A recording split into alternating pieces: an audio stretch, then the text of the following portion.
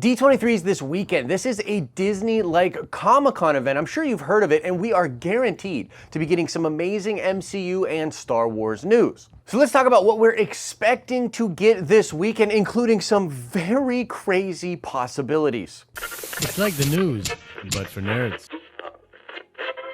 Today's shout out goes to Victor Gong. Indeed, Cable's parents were Cyclops and Madeline Pryor. Make sure you stay to the end of this video where we will ask another nerd card question. What's up, everybody? Happy Monday to you. I'm Josh. Welcome back to the den. And I know, man, Mondays, mother flippin' Mondays. But you know what helps with the case of the Mondays? Smashing that like button.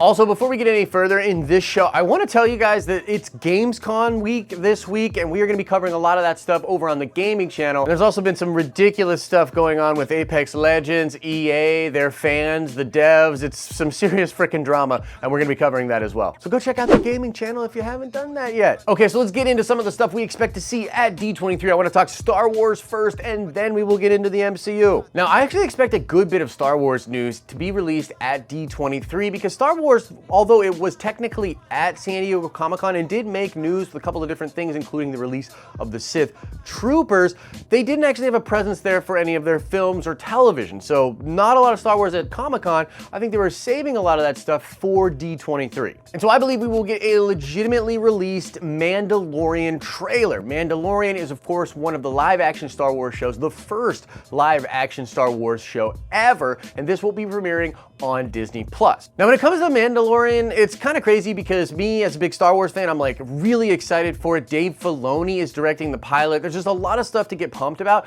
but what they need to do is get the casuals on board. The casuals do not seem to understand why this show is such a big deal and why they should care about it. So hopefully we get some dope stuff for The Mandalorian released at D23. Really looking forward to that. It's also possible we get some information on the Cassian Andor series. This is another live action show coming to Disney+.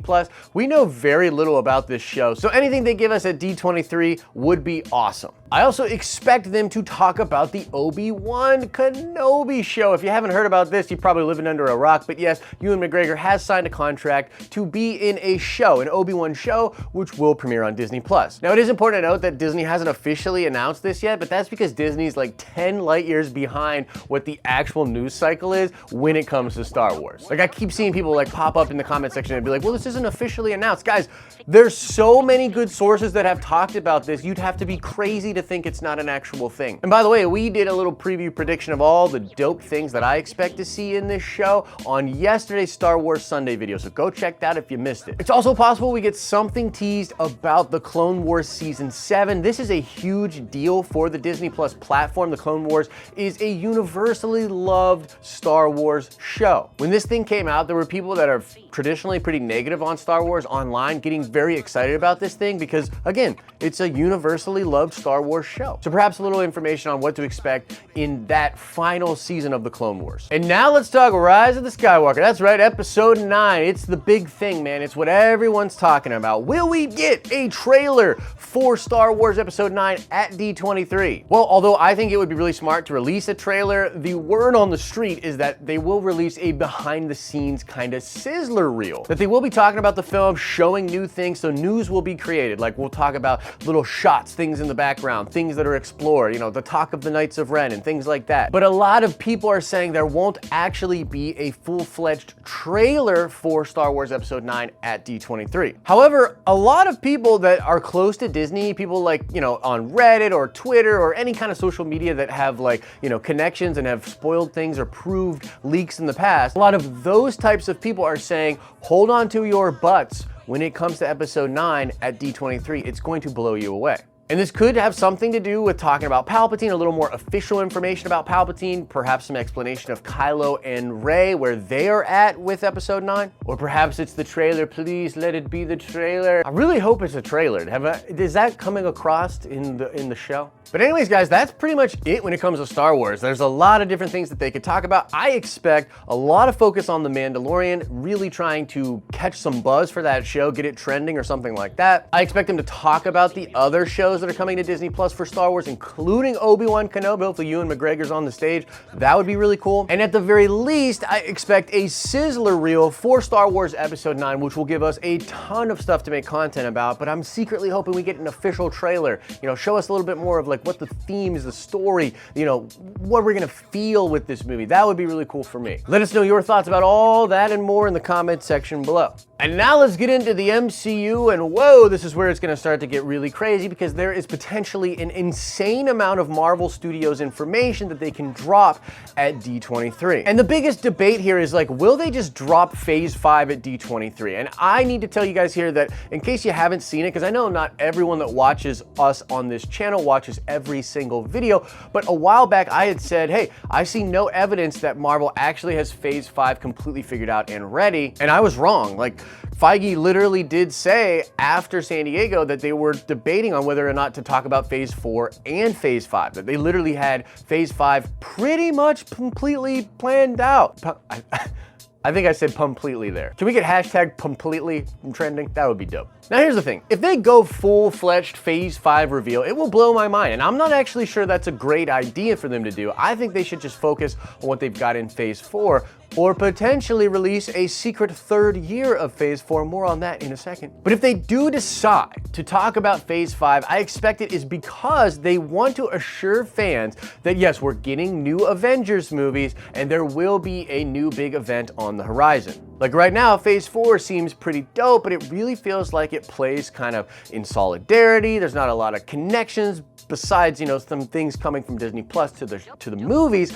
It doesn't really feel like there's a big event on the horizon, nothing to get really excited for. So if Marvel thinks that's not good and they want to show that that stuff does exist, they could potentially show us Phase 5 for that reason. And I mean, in Phase 5, they'd probably release that big new event, which a lot of people are talking about, this 2024 movie, how it could be insane, and the possibilities are crazy. It could be Young Avengers, could be New Avengers, could be Dark Avengers. That's right.